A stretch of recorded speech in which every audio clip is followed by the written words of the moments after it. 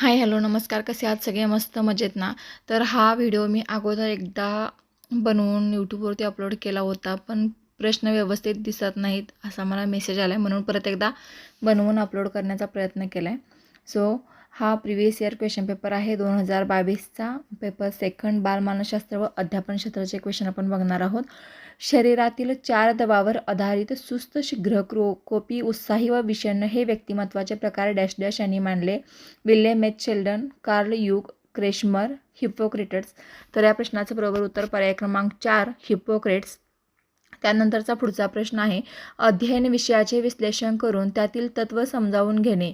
विविध विषयाचे अध्ययन करताना त्यातील घटक, सूत्रे, नियम याचा अभ्यास करून प्रत्यक्ष उपयोग करून त्यातील सार किंवा सूत्र काढणे ही अध्ययन संक्रमणाची डॅश डॅश आहे. तर सामान्यीकरण उपपत्ती आहे. त्यानंतरचा पुढचा प्रश्न पहा, खालीलपैकी कोणता पर्याय प्रेरणाचक्राचा योग्य क्रम दाखवतो? फक्त उत्तर पहा, गरज, अस्वस्थता, प्रयत्न, समतोल राखणे, समाधान. त्यानंतरचा पुढचा प्रश्न आहे, सॅलोव्ही व मेयर यांनी दिलेल्या भावनिक बुद्धिमत्तेच्या घटकातील आत्मप्रचिती या घटकात खालीलपैकी कोणता घटक समाविष्ट नाही? तर या प्रश्नाचं बरोबर उत्तर आहे आत्मनियंत्रण. पर्यायात आत्मनियंत्रण, आत्मविश्वास, अचूक आत्मपरीक्षण आणि भावनांची जाणीव. आणि बरोबर उत्तर आहे आत्मनियंत्रण. पुढचा प्रश्न बघा, मानसिक संघर्ष कमी करण्यासाठी खालीलपैकी कोणता पर्याय उपयुक्त नाही? संघर्षाच्या कारणापासून अलिप्त राहावे, संघर्षाची नेमकी कारणे शोधावी, वगळलेल्या गोष्टीबद्दल विचार करावा आणि मोठ्या व्यक्तींचा सल्ला घ्यावा. तर वगळलेल्या गोष्टीबद्दल विचार करावा हा काय पर्याय उपयुक्त नाही. त्यानंतरचा पुढचा प्रश्न पहा, विशेष गरजा असलेल्या विद्यार्थ्यांच्या बाबतीत खालीलपैकी कोणती बाब योग्य आहे? या विद्यार्थ्याचे वर्तन सर्वसामान्यांसारखे असते. या विद्यार्थ्यांसाठी शाळेतील उपक्रम वेगळे नसावेत. या विद्यार्थ्यांना सर्वसामान्य शिक्षण व्यवस्थेत सामावून घेता येत नाही. आणि या विद्यार्थ्यांसाठी स्वतंत्र व वेगळ्या अभ्यासक्रमाची रचना असावी. बरोबर उत्तर आहे, या विद्यार्थ्यांसाठी स्वतंत्र व वेगळ्या अभ्यासाची रचना असावी. धारणा निरनिराळ्या पातळीवर असू शकते. या बाबतीत खाली दिलेल्या जोड्या जुळवून योग्य जोड्यांचा पर्याय सांगा. बोधावस्था. आता बोधावस्थामध्ये काय असणार आहे? उत्तर बघा फक्त, बोधावस्था काही गोष्टी महत्प्रयासाने आठवतात. उपबोधावस्थामध्ये उपबोधावस्थामध्ये काही गोष्टी थोडा प्रयत्न केला तर आठवतात आणि अबोधावस्थामध्ये काही गोष्टी आपल्याला चटकन आठवतात. त्यानंतरचा बघा पुढचा प्रश्न,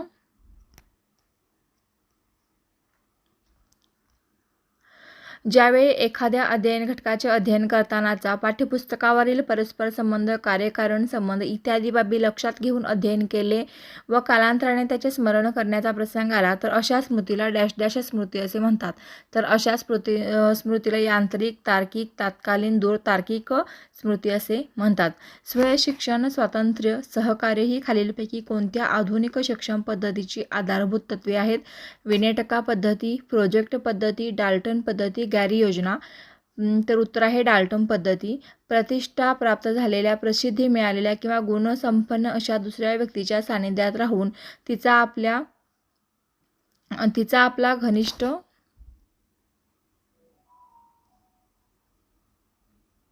संबंध आहे किंवा तिच्याशी आपले नाते आहे असे भासवून आपली उणीव झाकण्यास व प्रतिष्ठा वाढवण्याचा प्रयत्न केला जातो, ती या प्रकारची संरक्षण यंत्रणा कोणती असते? तर तादात्म्य ही संरक्षण यंत्रणा असते.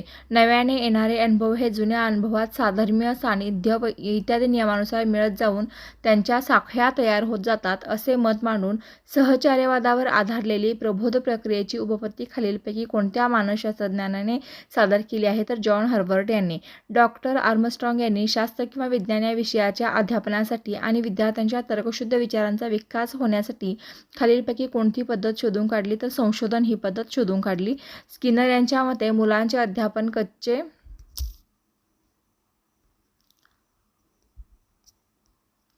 स्किनर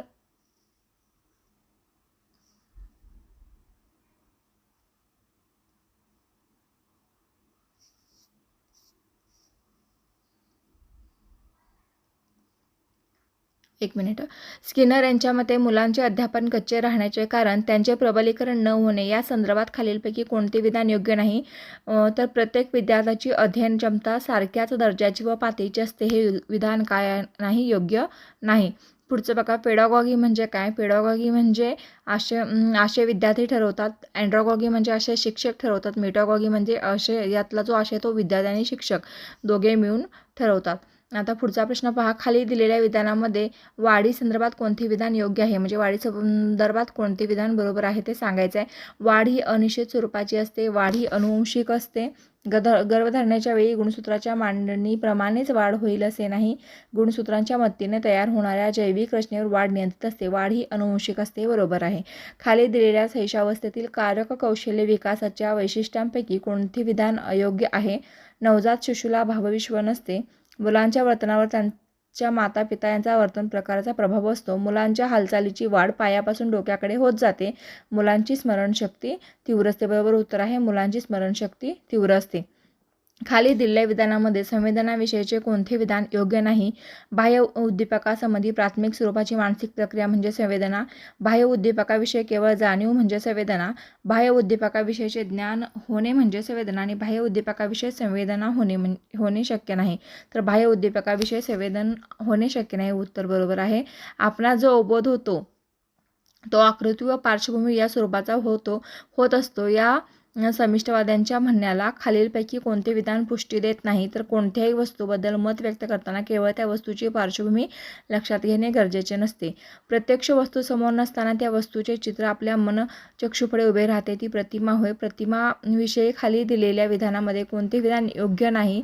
ज्ञानेंद्रियाद्वारा ग्रहण होणाऱ्या संवेदनाशी प्रतिमा निगडीत असतात, हे विधान योग्य नाही. पत्त्यांचे बंगले बांधणे, हवेत मनोरे उभारणे, परीकथा, भूताखेतांच्या कथा ही सर्व उदाहरणे खालीलपैकी कल्पनेच्या कोणत्या प्रकारात येतात? तर अनिर्बंध कल्पनेच्या प्रकारात येतात. पूर्वानुभवाच्या विविध अंगाची मनातल्या मनात जुळवाजुळव करणे म्हणजे विचार करणे होय, असे मत खालीलपैकी कोणत्या शास्त्रज्ञाने मांडले आहे? तर स्टाउट या शास्त्रज्ञानाने मांडले आहे.